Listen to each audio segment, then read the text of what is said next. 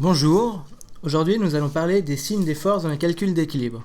En effet, il a été montré que parfois certains étudiants ont un peu du mal avec le sens des forces et leurs signes. C'est pourquoi cette vidéo est là pour essayer de vous aider un petit peu. Commençons par un petit rappel de nos amis les physiciens. En physique, nous avons une force qui est toujours caractérisée par une flèche qui a une certaine intensité, un sens et un point d'application. Le point d'application, c'est le début de la flèche. Le sens est donné par la direction de la flèche et l'intensité, elle, est toujours positive. Mais nous, dans la statique appliquée, nous ne fonctionnons pas comme ça. C'est-à-dire que nous ne sommes pas aussi rigoureux que les physiciens et que nous acceptons une intensité négative. C'est-à-dire que si nous avons une certaine force F, comme ceci, et une force moins F orientée dans l'autre sens, c'est en fait exactement la même chose. Ce petit rappel étant fait, nous pouvons commencer l'exercice. Alors, prenons un petit exercice fait par deux étudiants.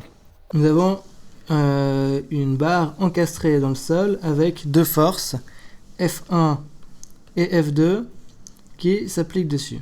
Nous avons un système d'axes habituel avec un X et un Y dans le sens positif. Nous avons ici le point A au niveau du sol et le point B au niveau du sommet. Nous avons deux étudiants qui vont résoudre cet exercice, l'équilibre de ce système, de deux manières différentes. Nous allons voir, ils auront les deux une approche différente, mais qui mènera au même résultat. Alors, à gauche, nous avons l'étudiant numéro 1, dont la méthode de résolution va être basée sur une réflexion préalable. L'étudiant numéro 2, lui, va tout simplement se fixer le sens positif et résoudre comme ça. Nous allons tout de suite voir dans l'application comment ça se passe. L'étudiant 1, dans son système statique, va réfléchir et va dire « D'accord, j'ai ma barre, j'ai mes deux forces, comment vont être mes réactions ?» Alors, il va se dire sûrement que cette réaction-là sera comme ça, celle-là comme ça, et j'aurai un moment, réfléchissant un peu, allez, en disant comme ça. Avec, nous avons AX, AY, et le moment en A. L'étudiant numéro 2, lui, ne se pose pas de questions. Il se dit, j'ai une barre, j'ai des forces, mes réactions, je les mets directement dans le sens des axes, et ainsi, je n'aurai pas besoin de réfléchir, et il va résoudre comme ça, avec aussi un moment positif, MA, AX, AY. Maintenant, nous pouvons commencer la résolution. Donc, pour cela, nous allons utiliser la première formulation de l'équilibre, qui nous dit que la somme des forces en X doit être égale à 0, la somme des forces en Y doit être égale à 0, et la force des moments en A doit être égale à 0. Commençons par les forces en X. Donc, les forces en X sont égales à 0, si et seulement si nous avons, donc si nous rappelons le sens des axes, Y contre en haut, X contre la droite, nous avons donc plus F2, nous mettons plus parce que le sens de la flèche sur notre dessin est dans le même sens que le sens de X, moins AX, puisque AX, le sens de la flèche est de sens contraire à l'axe X, le tout égal à 0. Ce qui nous donne bien évidemment AX est égal à F2. Pour Y, c'est la même chose. La somme des forces en Y est égale à 0, si et seulement si, moins F1 plus AY est égal à 0, ce qui nous donne AY est égal à F1. Le moment, la somme des moments en A est égale à règle de la main droite, moins F2 fois L étant la longueur de la barre, plus le moment A est égal à 0, ce qui nous donne MA est égal à F2 fois L. Maintenant, passons à l'étudiant 2. L'étudiant 2 va faire exactement la même chose, c'est-à-dire la somme des forces en X est égal à 0 si et seulement si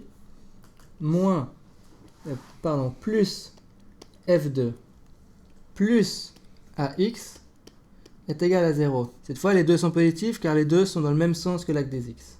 Ce qui nous donne ax est égal à moins f2.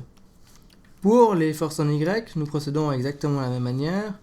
Y est égal à 0. Nous voyons que cette fois-ci, c'est exactement le même calcul que l'étudiant A, les forces étant dans le même sens. Donc moins f1 plus ay est égal à 0.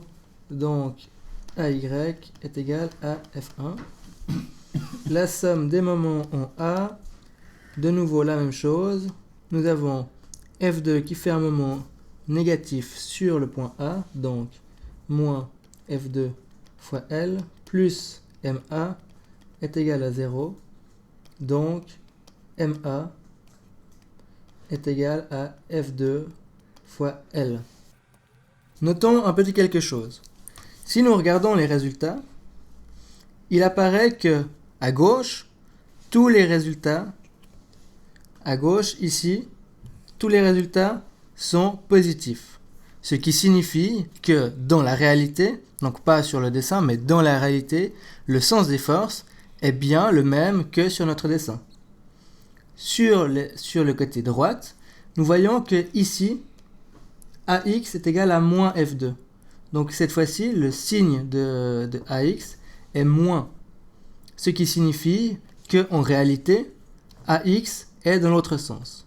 Je ne dessine pas car il est primordial que quel que soit le sens des flèches que vous avez utilisées au début, il faut garder le même jusqu'à la fin de l'exercice. Si vous le souhaitez, et d'ailleurs c'est conseillé, tout à la fin, vous pouvez redessiner votre schéma avec le sens des flèches dans le bon sens et l'intensité positive.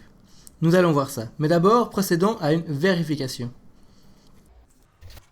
Comme nous le savons et comme vous le savez, j'espère, il est très important, une fois qu'on a fini ces calculs d'équilibre, de vérifier ces résultats avec une quatrième équation qui est, même si elle est linéairement dépendante des trois autres, sera un bon moyen de voir si nos résultats trouvés sont justes. Nous avons donc la somme des moments en B cette fois-ci est égale à 0. Si et seulement si.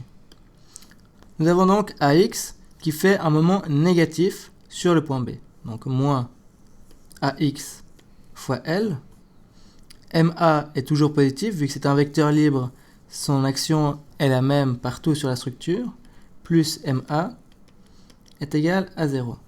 Ce qui revient à dire que le moment A est égal à ax fois L, ce qui revient à dire que le moment A est égal à f2 fois L, ce qui est bien le même résultat que nous avons trouvé avant.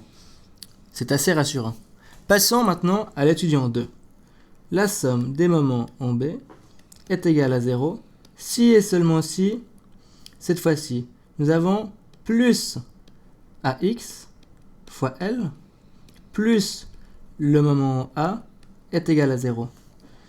Nous avons donc ma est égal à moins ax fois L, ce qui revient à dire que le moment A est égal à moins, entre parenthèses, moins f2 fois L, ce qui revient à dire que ma est égal à f2 fois L, ce qui était bien ce que nous avions trouvé. Notons un peu les signes. Nous avons ici tout positif, car ici nous avons négatif, car le moment que fait la force AX sur le point B est négative, selon la règle de la main droite. Nous avons plus MA, puisque MA est positif. Et donc, quand on remplace, on a AX fois L en positif, et vu que AX est égal à F2, nous avons MA est égal à F2 fois L. L'étudiant 2, lui, nous avons ici tout qui est positif, puisque le sens des moments sur le point B sont les deux positifs, mais c'est là que ça se corse un peu.